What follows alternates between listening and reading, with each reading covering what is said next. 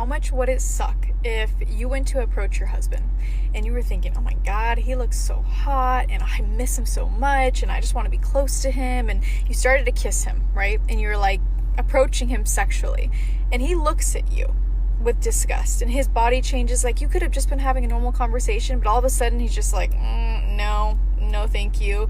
I would be like, am I fat? Like, what's wrong with me? Like, oh my God, my husband, is he cheating on me? Like all of these terrible feelings would go through my body. I can't tell you how many times I did this to my husband, my poor husband. I would reject him over and over and over again.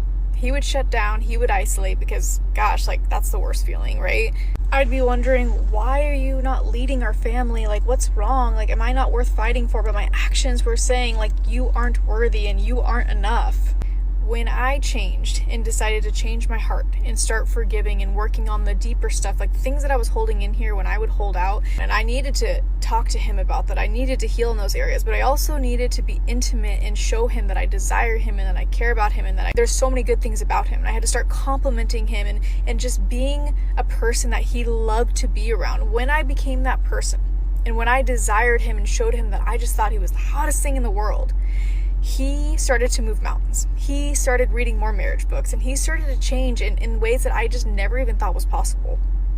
What I really find funny about this clip is this woman thought she said something very profound, like she cracked the Da Vinci Code or something. You mean going from a cold-hearted, rigid, nagging bee that didn't want to touch my husband's peen to a nice, kind, warm-hearted wife took him home to that couldn't wait to grab his peen, and then all of a sudden he put all this effort into our marriage. In other breaking news, water is wet. We all know what the problem is, but the real problem is women don't want to do it. What she's saying is not some great revelation, because it's literally how the best marriages have always worked. But women just don't want to do that now. Just like how they want to be the boss babe in their professional life, they want to be the boss babe in their personal one too. That's why this advice is so useful and very right. They just won't do it because they gotta be the queen bee. And all the things a husband should be doing, he should just be doing because she's there. And she shouldn't be required to do any of the wife duties. Women know the problem. Men know the problem. We all know the problem. Women are just trying to be the wife without paying the fee. And now everybody's miserable. And until you get women to stop being the boss babe in every aspect of their life and expect everything while giving nothing, nothing's really going to change until you apply some powerful incentives. Because we all know the problem, but just women don't want to do it. And back then, when this advice would work, it was a much different time. And that's why it won't work, though sound. It's what worked for the rules back then.